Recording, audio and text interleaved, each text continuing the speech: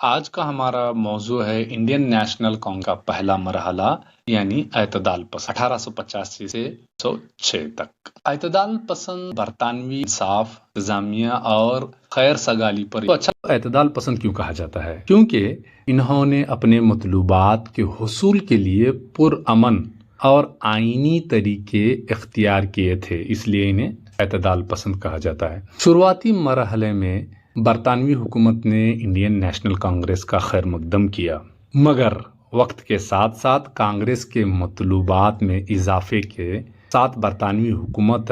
دشمن بن گئی۔ کثرت سے اعلیٰ ذات کے ہندوؤں کی شمولیت اور اس کے سبھی اعلیٰ عہدے پر انہی کی فائز کی وجہ سے مسلمانوں کو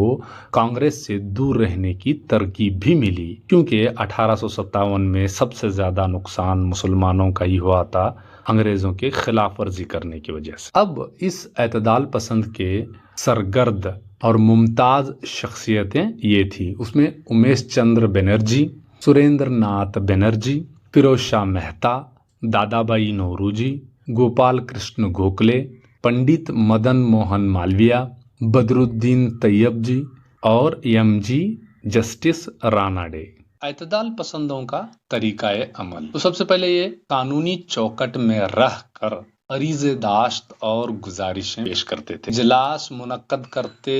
مسائل پر بحث و مباحثہ نود کرتے، حکومت کے سامنے عرضیاں پیش کرتے، حکومت کے پالیسیوں کا ناقدانہ جائزہ لیتے، عوام الناس کے سامنے حقائق کو پیش کرتے۔ اعتدال پسندوں کے برطانوی حکومت لوگ ہندوستان میں صنعتی قیام و ترقی، قانون ساز توسیع و اصلاحات، ملک میں غربت کی کمی کرنا، انگلستان اور ہندوستان میں بیک وقت ICS امتحان منعقد کر کے اعلیٰ عہدوں پر ہندوستان کے لیے زیادہ مواقع فراہم کرنا، عدلیہ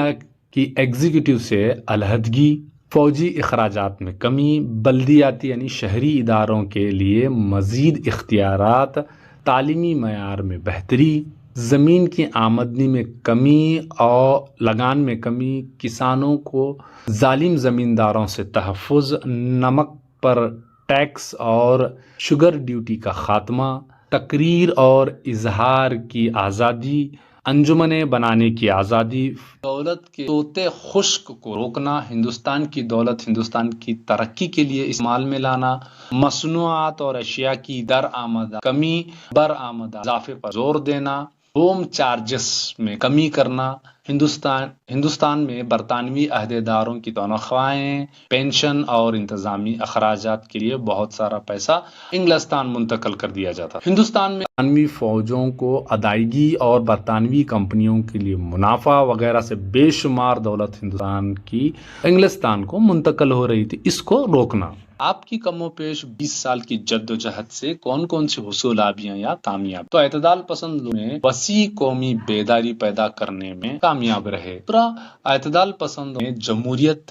شہری آزادیاں اور نمائندہ اداروں کے نظریات کو قبول بنایا۔ انہوں نے بتایا کہ انگریز کس طرح سے ہندوستانیوں کا استحصال کر رہے تھے، خاص طور پر دادا بھائی اپنی مشہور کتاب the poverty and un British rule in India اور RC کتاب کے ذریعے۔ اور چوتھا، کچھ اعتدال پسند جیسے ایم جی راناڈے، گوکھلے سماجی اصلاحات کی حمایت کی، اس میں بچیوں کی شادی کے خلاف اور بیوہ کی دوبارہ شادی کے چیمپئنز بنے۔ اعتدال پسند انڈین کونسلز ایکٹ 1892 کے ذریعے قانون ساز کونسل کی توسیع حاصل کرنے میں کامیاب ہوئے تھے۔